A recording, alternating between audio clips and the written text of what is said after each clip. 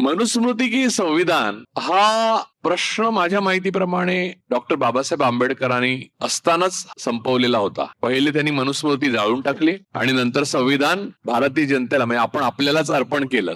या दोन घटना भारताच्या इतिहासामधल्या सर्वात महत्वाच्या घटना आहेत. आपण एका मध्ययुगीन आणि अत्यंत बर्बर म्हणजे ज्याला बार्बॅरिक असं म्हणू शकता इंग्रजीत, त्या प्रकारच्या आयुष्यातून संविधानामुळे एका सिव्हिलाइज म्हणजे नागरी संस्कृतीमध्ये आणि नागरी विश्वामध्ये प्रवेश केला. संविधानामुळे आपल्याला जे अनेक अधिकार मिळाले. मला असं मी आता तुषारजींशी एक असंच आपलं बोलत होतो, बाजूला बसल्यामुळे आम्ही बोलत होतो, तर मी म्हटलं संविधान जसं आहे तशा प्रकारचं स्वातंत्र्य खरं तर आजपर्यंत आपल्याला मिळालेलं नाही. म्हणजे आज आपण ज्यांच्या बलिदानामुळे एकत्र इथे जमलेलो आहोत, ते पॅन्थर भागवत जाधव, त्यांच्या स्मृतीला मी वंदन करतो.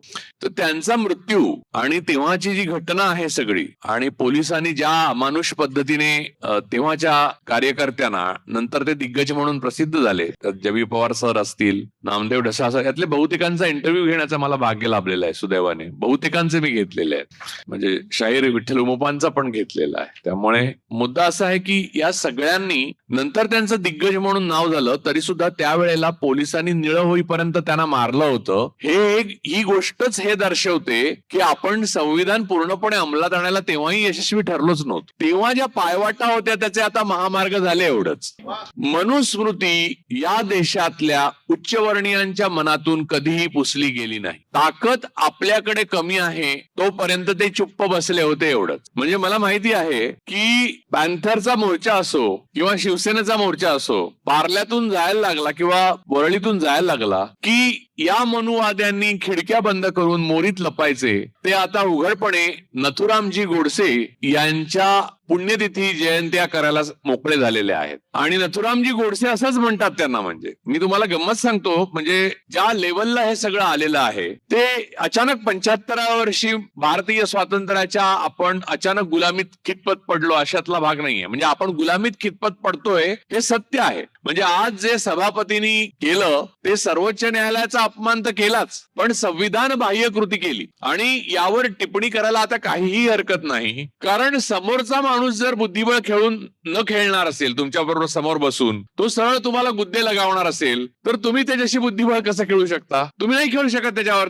तुम्ही ज्या नियमाने खेळणार होता, म्हणजे माझं एकच म्हणणं आहे की जेव्हा या संविधानाची निर्मिती झाली तेव्हा सुरुवातीच्या पिढ्या आदर खूप संविधानावर, नेहरूंच्या काळामध्ये संविधानाचा सर्वात जास्त आदर केला गेला. पण उत्तरोत्तर जशा स्मृती फिकट होत गेल्या आणि नव्या पिढ्या आल्या, त्यांना ते शोषण, ते दमन माहित नव्हतं. म्हणजे इथे असलेले माझे अनेक पॅन्थर मित्र आहेत, भीमसैनिक आहेत, आंबेडकरवादी मित्र आहेत, आणि समाजामध्ये त्यांना या सगळ्या गोष्टी माहित होत्याचं कारण त्यांना ते भोगायला लागत होतं. म्हणजे सगळं झाल्यावर सुद्धा आज मुसलमान समाजाला संपूर्ण हे भोगावं लागतंय. पण हे आज अचानक भोगायला लागतंय अशातला मी अजिबात म्हणणार नाही. कारण मी माझ्या लहान वयापासून मी वेगवेगळ्या गावात जेव्हा जात राहिलो तेव्हा माझं असं दिसलं की हे दुय्यम नागरिकत्व जे आहे ना, ते मनामध्ये होतं, समाजामध्ये होतं. CA-NRC काय अचानक डोक्यातनं आलेली कल्पना नाहीये, ती लोकांच्या मनात होती. पण काहीतरी लाज, स्वातंत्र्याच्या थोड्याशा स्मृती, गांधी, नेहरू, आंबेडकरांबद्दलचा थोडासा आदर असलेल्या पिढ्या जोपर्यंत होत्या सत्तेमध्ये, आणि मुख्य म्हणजे साध्य साधन सुचितेची भीती होतीये, तोपर्यंत ते दबून राहिलं. हे हिंस्र श्वापद आपल्या मनातनं निघालेलंच नव्हतं कधी. ते मारून टाकण्यात आपण यशस्वी ठरलो होतो. मी परवाची गोष्ट सांगत होतो, म्हणजे आता तुम्ही जे आज आपण बलिदान जे आहे पॅन्थर भागवत जाधव यांचं, तेच कशाला आपण इथे इतकी नावं वाचतो आणि त्या नावांमध्ये भरच पडत राहते, ती कमी होणार नाहीत. आणि हे तर आंबेडकरवादी चळवळीचं आहे. मी मुस्लिम समाजात, आज उमर खालिद तुरुंगात आहे, तो कोणत्या गुन्ह्यामुळे तुरुंगात आहे हे सुद्धा त्याला माहित नाही. परवा मला कोणीतरी मुलाखतीत विचारलं, तू असा एक बोल, मी काहीतरी कोर्टाच्या निर्णयाबद्दल बोललो तर म्हणलं तू कंटेम्प्ट ऑफ कोर्ट होईल. म्हटलं कंटेम्प्ट ऑफ कोर्ट असण्याकरता कोर्टाला स्वतःच्या गरिमा माहित पाहिजे आधी, पहिली गोष्ट. म्हणजे आज परिस्थिती अशी आहे की मी डावा हात वर करून बोलतोय म्हणून मी डावा आहे आणि म्हणून मी अर्बन नक्सल आहे, अशी कथा विणून मला 7-8 वर्ष आतमध्ये टाकण्यात येऊ शकतं. मी सांगतो, परवा मध्ये सोलापूरला आता मी एक सरफराज अहमद नावाचा चांगला कार्यकर्ता आहेत आणि विचारवंत पण आहेत, त्यांनी पुस्तकं लिहिलीत. राम पुनियानी, डॉक्टर राम पुनियानी आणि मी दोघे गेलेलो. राम पुनियानी सरांचं एक पुस्तकाचं प्रकाशन माझ्या हस्ते आलं आणि सरफराजच्या पुस्तकाचं झालं. तेव्हा मी भाषण करण्याच्या अगोदर मी आणि राम पुनियानी बसलेलो असं आतमध्ये, असं आम्ही आज बसलो. अचानक खूप पोलीस आले. त्या दिवशी काय झालं होतं, विषय या साधारणपणे संविधानासंबंधित होता. तर आणि मुख्य मुद्दा असा की या संविधानावर सत्ता पक्ष म्हणजे भाजप आणि राष्ट्रीय स्वयंसेवक संघाने संक्रांत आणली वगैरे असं काहीतरी त्याच्यात होतं. त्या विषयाच्या नावातच होतं ते.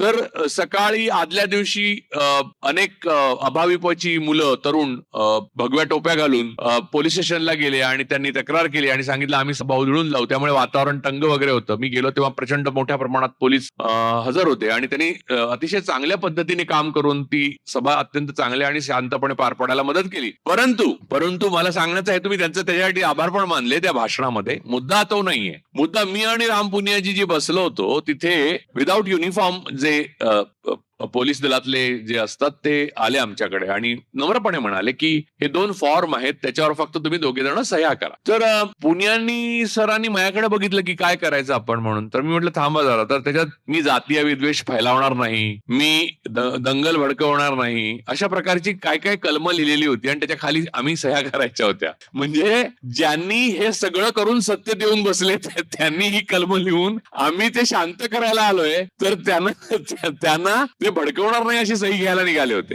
अर्थात व्यवस्थेच्या मार्फत. तर मी पोलिसांना म्हणालो की सर असं आहे की मी समजू शकतो हे तुमचं काम आहे, तुम्हाला सोपवलेलं आहे, पण तुम्ही जरी मला अरेस्ट केली आणि मला अनंत काळ तुरुंगात ठेवलं किंवा काही केलं, म्हणजे ज्या लोकांनी धमकी दिली त्यांनी गोळ्या जरी घातल्या, तर याच्यावर मी सही करणार नाही. याचं मुख्य कारण असं आहे की मी जी काल्पनिक गुन्हा करणार आहे त्याच्यासाठी आधी मला दोषी तुम्ही धरूच शकत नाही. म्हणजे त्याच्यात तुम्ही ऍड करा, नाही तर मी दरोडा घालणार नाही, मी बलात्कार करणार नाही, असं भरपूर ऍड करा आणि प्रत्येकाकडनं सही घ्या. आणि दुसरी गोष्ट, सोलापूरमध्ये म्हटलं शरद पोंक्षे येऊन नथुराम गोडसेवर नाटक करतो तेव्हा तुम्ही ही सही घेतली होती का? नाही म्हणले. तुम्हाला तुमच्या वरिष्ठांनी सांगितलं नाही का? तर नाही म्हणाले. म्हटलं गृहमंत्र्यांना मी फोन करू का? ते म्हणले एवढ्या वरच्या लेवलला बोलण्याची गरज नाहीये. मग म्हटलं तुम्हाला जे हवं ते लिहा त्याच्यावर आणि तुम्ही हे घेऊन जा. तर राम पुनियाजी पण म्हणाले की राजू जो बोल रहे हैं वो भी मैं भी वही करूंगा, नहीं लिखूंगा. मग त्या फॉर्मवर पोलीस अधिकाऱ्यांनी जे लिहिलं की या दोन्ही यांनी राम पुनिया आणि राजू पुरोळेकरांनी या सही करायला नकार दिली. म्हटलं काहीतरी कायदेभंग वगैरे आपल्या हातून होत असेल तर त्या मानाने गांधीजींचा थोडासा अनुयायी आपण आहोत असं मानता येईल. तो काय कायदेभंग नाहीये, मुळात तो कायदाच नाहीये, म्हणजे अशा प्रकारे आधी सही घेण्याचा. पण संविधानाने मला हा अधिकार दिला होता, लक्षात ठेवा.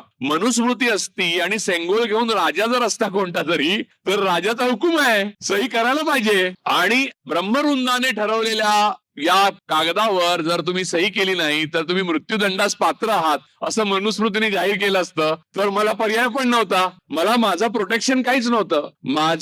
माझे हक्क, माझ्या जाणीवा, माझं कर्तव्य मला माहीत असणं आणि त्यामधून मला या समाजामध्ये काही चांगलं करता येण्याची क्षमता माझ्यामधली वापरता येणं, ही गोष्ट मी संविधानामुळे प्राप्त करू शकतो. आणि ती प्राप्त केलेली गोष्ट जी आहे त्याला हे संविधान मला संरक्षण देतं. मला माहिती आहे की संविधान, बाबासाहेब स्वतःच म्हणाले होते आणि ते अचूक म्हणाले होते, हे आता कळतं की संविधान कितीही चांगलं असलं तरी राबवणारी माणसं जर वाईट असतील तर ते वाईट संविधान राबवणाऱ्या चांगल्या माणसांपेक्षा चांगलं संविधान वाईटपणे राबवतील. आणि ते आपल्या देशात आज खरं झालं. मुद्दा असा आहे की आता कोणतीही गोष्ट, म्हणजे इन्क्लुडिंग सरकार सुद्धा संविधानिक नाहीये. आणि तुम्ही विचार करता की मनुस्मृती की संविधान म्हणून. खरं तर या देशामध्ये राष्ट्रपित्याला ज्याने गोळ्या घालून मारल्या त्या माणसाचा खून करण्यापलीकडे या जगामध्ये काहीही कर्तृत्व नाही. एका निशस्त्र आणि अतिशय वृद्ध आणि ज्याने पोलीस संरक्षण घेतलेलं नाही असा असाधारण अलौकिक जागतिक दर्जाचा नेता आहे, त्याला गोळ्या घालण्यापलीकडे काही कर्तृत्व नाही. त्याच्या मिरवणुका, त्याच्या कलशाच्या मिरवणुका काढल्या जातात. आणि धर्म आणि जातीवाद हा वेगळा नाही. जेव्हा हिंदुत्व असं म्हटलं जातं तेव्हा ते जातीसहित येतं. हिंदुत्व हे जातीविरहित असू शकत नाही. दुर्दैवाने आज ब्राह्मणवादाची संपूर्ण पालखी बहुजन वाहत आहेत. आज सभापतींनी निकाल देताना 10 मिनिटं विचार केला असता की 10 पिढ्या मागे काय चित्र होतं. पेशव्यांच्या काळात काय चित्र होतं, तर त्यांना 10 वेळा विचार करावा लागला असता की आपण हे किती दबाव, एकीकडे गाजर आणि एकीकडे काठी, याच्यामध्ये आपण एक वेळ काठी निवडू, पण परत 10 पिढ्या मागे नको जाऊया. पण त्यांनी तो विचार केला नाही. बहुजनांना समजवण्यामध्ये भारतीय विचारवंत अपयशी ठरले संविधान समजवण्यात. मला असं वाटतं की आंबेडकरी चळवळीची पण ही शोकांतिका आहे की संविधानाने दिलेली ताकद एकजुटीने आपण वापरली पाहिजे आणि मनुस्मृती मोडून काढली पाहिजे लोकांच्या मनातनं. वेळ सामत. आता तुम्ही एक लक्षात घ्या, आज आपण चर्चेवर आलो परत. आज आपण सत्तेतूनही नाही, म्हणजे कोणी आपल्यासारखे सत्तेतही नाहीत. मुद्दा असा की याहून चांगली स्थिती असताना आपण काय करत होतो, आपण साध्य साधन सुचितेने कसं काय संविधान राबवता येईल हे बघत होतो. खरं तर साध्य साधन सुचिता नसणं म्हणजे मनुस्मृती, आणि साध्य साधन सुचिता नसल्यामुळे मी एक नेहरूवरचा लेख लिहिलेला आहे, तुम्ही वाचू शकता तो माझ्या ब्लॉगवर. तर त्याच्यामध्ये नेहरू आणि पटेलांमधले पत्रव्यवहार आहेत. सरदार पटेलांचं असं मत होतं की RSS वरची बंदी उठवू नये, कधीच उठवू नये. तर नेहरूंनी त्यांना असं लिहिलं की आपण लोकशाही मार्गाने जायचं ठरवलेलं आहे आणि आपण जे संविधान स्वीकारलेलं आहे ते पाहता आपल्याला कितीही न पटणाऱ्या अशा मताच्या लोकांवरही आपण कायमची बंदी घालू शकत नाही. त्यामुळे मला त्या दिवशी पुण्यामध्ये एका कॉन्क्लेव्ह मध्ये असं विचारण्यात आलं की what is your definition of democracy. तर मी म्हटलं नेहरूच फॉल्ट, नेहरूंची चुकी आहे. कारण त्यांनी आपल्या विरोधी विचाराच्या लोकांना सुद्धा साध्य साधन सुचिता पाळून मोकळीक देण्याचं मान्य केलं. ही एक गोष्ट. म्हणजे साध्य साधन सुचिता पाळणं हे किती गंभीर अपराध ठरला. म्हणजे संविधान आणण्यासाठी आपण असं मान्य केलं. तर अलाहाबाद हायकोर्टाच्या बाहेर, मला वाटतं अलाहाबाद हायकोर्टाच्या बाहेर मनूचा पुतळा आहे. राजस्थानमध्ये कोर्टाच्या बाहेर मनूचा पुतळा आहे. महाराष्ट्रामध्ये शाहू फुले शिवाजी महाराज डॉक्टर बाबासाहेब आंबेडकरांचं आपण नाव सांगतो. 75 वर्षामध्ये स्मारक फक्त सावरकरांचं आहे. म्हणजे तुम्ही लक्षात घ्या की आज अचानक असं झालेलं नाहीये. हे सगळं याच्या काही चोरवाटा पायवाटा तयार होत होत्या, आपण त्याच्याकडे दुर्लक्ष केलं. आपण स्वातंत्र्य गृहीत धरलं, आपण संविधान गृहीत धरलं. आपण असं मानलं की संविधानात जे लिहिलेलं आहे ना त्याच्या पलीकडे कोणी वागूच शकत नाही. तुम्हाला दाखवून दिलं की कसलं काय, तुम्ही संविधानात काय लिहिलेलं असेल, मी सेंगोल घेऊन उभा राहू शकतो, हे दाखवलं. इथे यज्ञ केले जातात. नवीन पार्लमेंटच्या बिल्डिंगसाठी बहुसंख्याक धर्मीयांची पूजा केली जाते आणि तेव्हा अल्पसंख्याकांनी काय करायचं. आणि दुसरी गोष्ट, हिंदुत्व असं किंवा हिंदू धर्म असं जेव्हा तुम्ही म्हणता तेव्हा तो जातीशिवाय धरूच शकत नाही. हिंदू असा धर्म नाहीये. धर्म ब्राह्मण धर्म आहे. तो यजुर्वेदामध्ये म्हटलेला आहे. हिंदू असा कोणताही धर्म नाही, बाकी फक्त जाती आहेत. जर दुसऱ्या धर्मातला माणूस हिंदू करायचा ठरवला तर कोणत्या जातीत घेणारा प्रश्न होतो. आणि आजही मॅट्रिमोनियलच्या तुम्ही जाहिराती बघितल्या तर जातींचा उल्लेख पहिले असतो. हिंदू एवढंच लिहून कोणी, किंवा हिंदुत्ववादी मुलगी वर वधू पाहिजे हिंदुत्ववादी असं लिहिलेली एक मॅट्रिमोनियलची ऍडव्हर्टाइजमेंट दाखवा, मी हिंदुत्ववाद राजकीय मान्य करायला तयार आहे. एक मॅट्रिमोनियल ऍडव्हर्टाइजमेंट दाखवा की वर किंवा वधू हिंदुत्ववादी विचारांची आहे, तर वर किंवा वधू आम्हाला हिंदुत्ववादी पाहिजे, अशी कोणी ऍडव्हर्टाइजमेंट देत नाही. बरं, ही समरसता आहे, समता नाही. या जात म्हणजे कसं आहे की आदिवासी सुद्धा आमचे आहेत म्हणजे काय, तुम्ही समरस व्हा. या प्रकारे म्हणजे आता वैभव छाया हा इतका जागरूक आहे. मी मगाशी तुषार गांधीजीनं मगाशी तुझं कौतुक करून सांगितलं की वैभव छायासारखा प्रतिभावान माणूस या समाजात त्याचा वापरच केला जात नाही. त्याचं कारण काय आहे? त्याचं कारण मनुस्मृती आहे, ती मनात आहे की नाही? तुला मान्य आहे का नाही? मग मला माहिती आहे, मला त्याच्या वेदना माहिती आहेत, त्याचं गुणवत्ता माहिती आहे. त्याच्या गुणवत्तेची प्रत अनेक संपादक असलेल्या लोकांपेक्षा कितीतरी पट जास्त आहे. आज तो कित्येक वाहिन्यांचा किंवा वृत्तपत्रांचा संपादक असू शकला असता, पण तो वैभव छाया आहे म्हणून तो नाहीये. तो ब्लॅकलिस्टेड पण आहे असं मला मागून सांगतोय. तर आता हे ब्लॅकलिस्टेड कुठून येतं? म्हणजे संविधानात असं ब्लॅकलिस्टेडची काही तरतूद नाहीये, ही मनात नाही येते. म्हणजे संपादक वगैरे एका वरिष्ठ जातीचे असले पाहिजेत, ब्राह्मण जातीचे असले पाहिजेत, सगळे विचार लिहिणारे वेचणारे वगैरे असले पाहिजे. याला तडा नंतर केला, नंतर आंदोलनं झाली, अनियतकालिका आली, पॅन्थरने सगळ्यात मोठा त्याच्यावर त्या काचेवर दगड मारला. पण त्याच्या अगोदर कसं होतं की मराठे राज्य करतील बहुजन आणि संपादक सगळे वगैरे ब्राह्मण होतील. म्हणजे तेच परत गुरु हा ब्राह्मण असेल आणि क्षत्रिय राज्य करेल आणि बाकीच्यांचं शोषण होईल. या परंपरेतच आपण वाढलो. त्यामुळे प्रॉब्लेम काय झाला, जेव्हा वेळ आली आता मनुस्मृतीची पुनर्स्थापना करण्याची,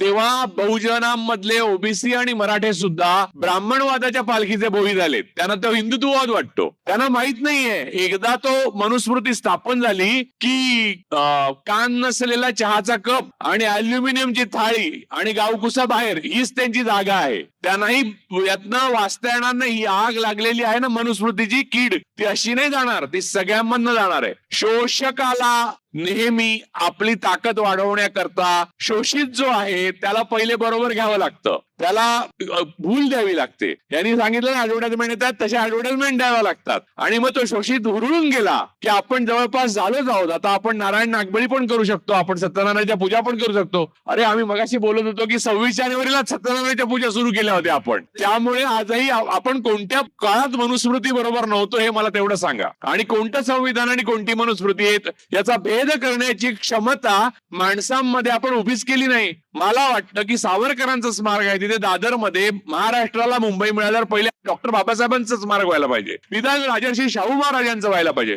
छत्रपती शिवाजी महाराजांचं व्हायला पाहिजे. सावरकरांचं कुठून आलं स्मारक? बुलडोज केलं पाहिजे ते पहिल्यांदा. हा विचार अहिंसक आहे. मी स्मारकाबद्दल बोलतोय, लोकांच्या घरांबद्दल नाही. कारण 1600 घरं बुलडोज केली जातात एका दिवसात, लोकांची दुकानं उद्ध्वस्त बुलडोज केली जातात, जेसीबी लावली जाते. ही जर परंपरा असेल तर हे चक्र जेव्हा फिरेल तेव्हा ती परंपरा या कारणामुळे चालू राहील की अशी स्मारक आहेत ती बुलडोज केली जात, त्याच्यावरनं जेसीबी फिरवली जाईल. मूळ मुद्दा हा आहे की आपली प्रतीक, आपली स्मारक, आपले विचार, आपले लोक आपल्या बरोबर काम करणार. तुम्ही बघितलं घेट्टो करून राहतात प्रत्येक. तुम्ही बघा सगळे संपादक, तुम्ही संपादकांची नाव बघा किती 60च्या दशकात 70च्या दशकात 80. म्हणजे जर टेक्नॉलॉजी रेव्होल्युशन म्हणजे राजीव गांधींनी आणली नसती तर संविधानिक स्वातंत्र्य बरंच आपल्याला मिळालंच नसतं. म्हणजे जेव्हा मी माझाच ब्लॉग प्रसिद्ध करू लागलो तेव्हा तळवलकरांचं महत्वच संपलं. ज्या दिवशीपासून मी नेटवर इकॉनॉमिस्ट वाचायला लागलो त्या दिवशीपासून तळवलकर अग्रलेखात इकॉनॉमिक्स मध्ये काय लिहिलंय वगैरे हे सगळं संपलं. आर्थर कोसलर मी घरातच वाचायला शिकलो. त्यामुळे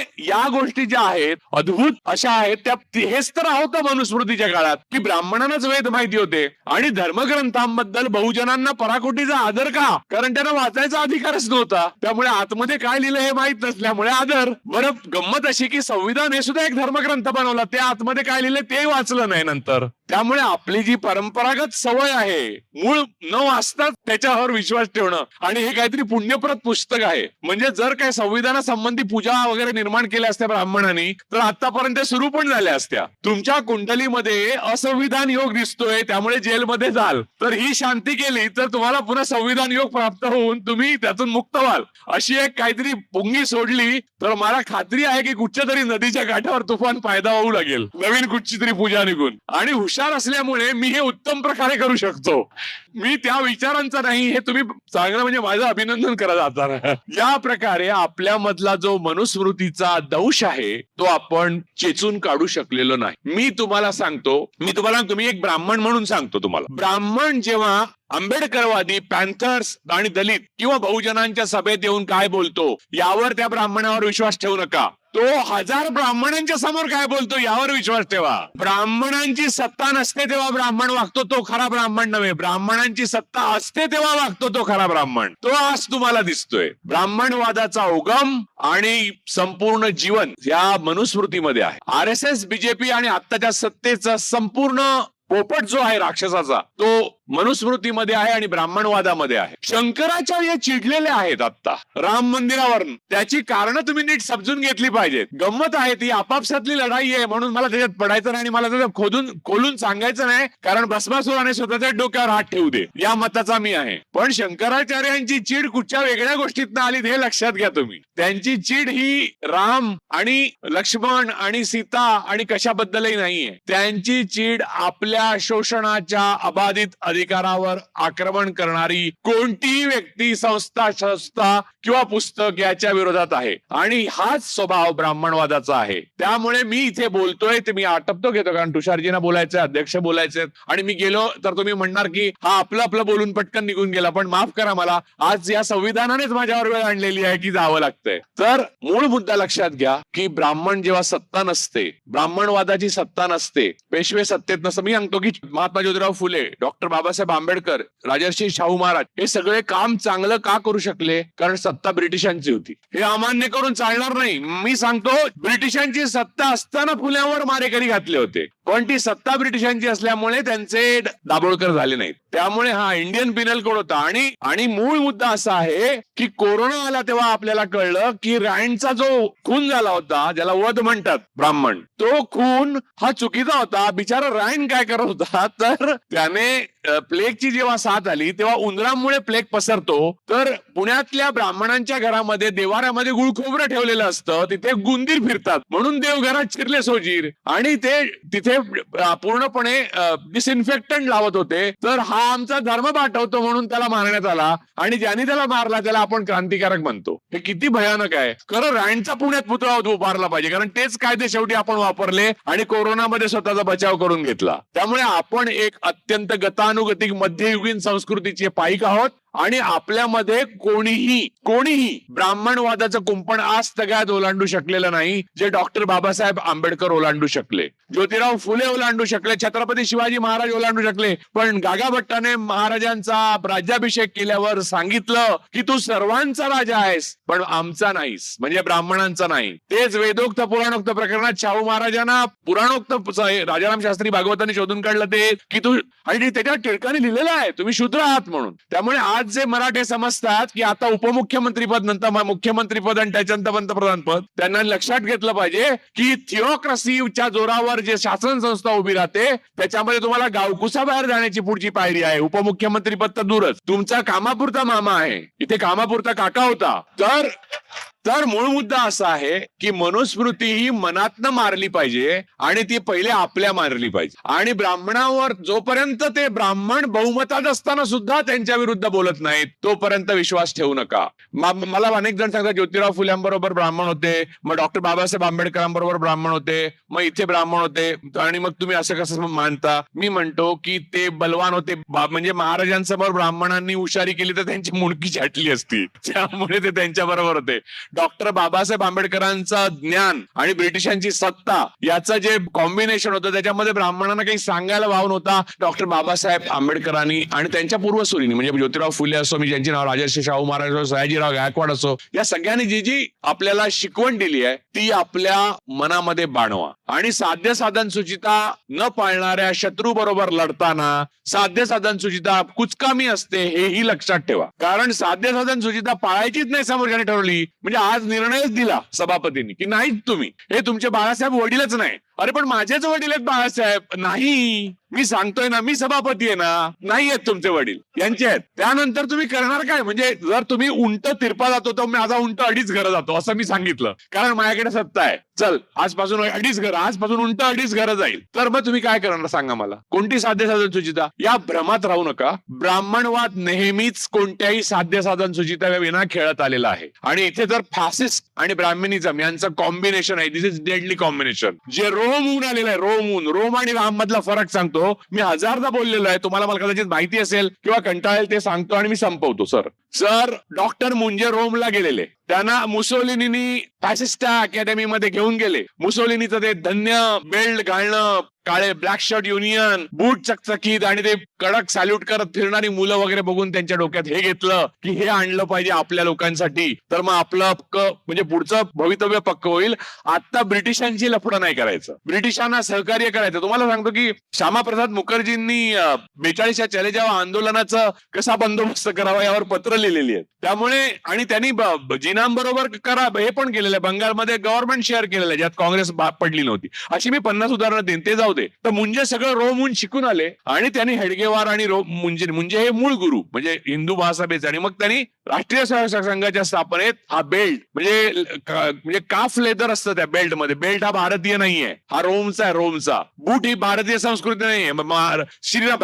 भगवान श्रीराम काय बूट घालत नसत ना बेल्ट लावत. त्यामुळे हे जे सगळं आहे ते रोमहून आलं. बरं रामांचं काय म्हणायचं? तर रामांच्या वडिलांची इच्छा होती त्यांनी राजा बनावं, म्हणजे पूर्वीचा सत्ताधीश होता त्याला त्यांना बनवायचं होतं. जनता रडत होती की तुम्ही सत्ताधीश बना, म्हणजे 543 जागा रामांकडे होत्या. भरत सांगत होता रामा तूच बस गादीवर, म्हणजे विरोधी पक्ष पण त्यांच्या बाजूचा होता. तरी रामाने त्या सत्ता त्याग केला. जसं ज्या दिवशी स्वातंत्र्य मिळालं तेव्हा गांधीजी नौखालीत निघून गेले. जसं सोनिया गांधींकडे सत्ता आली तेव्हा ग्रामसेवक पद कोण सोडत नाही, त्यांनी आपली सत्ता लोक आक्षेप घेतील म्हणून सोडली आणि मनमोहन सिंगांकडे दिली. तेव्हा लक्षात घ्या राम कोणाकडे आणि विलोम कोणाकडे आहे आणि कोण काय सांगतं, तुम्ही प्रचाराला बळी कसे पडता असल्या. तर माझं एवढंच म्हणणं आहे की आपल्या आतला दिवा जागा ठेवा. आता वेळ आहे, आता शिकायची वेळ संपली, आता संघटित होऊन संघर्ष करण्याची वेळ आहे. कारण शिकायच्या वेळेत तुम्ही संघटित नाही झाला आणि संघर्षही नाही केला, म्हणजे जो काही केला तो दिसतो हा बलिदान, त्यामुळे आपण इथे उभे आहोत, पण तुमच्या व्यतिरिक्त फार थोड्या लोकांनी संघर्ष केला. माझं एवढंच म्हणणं आहे.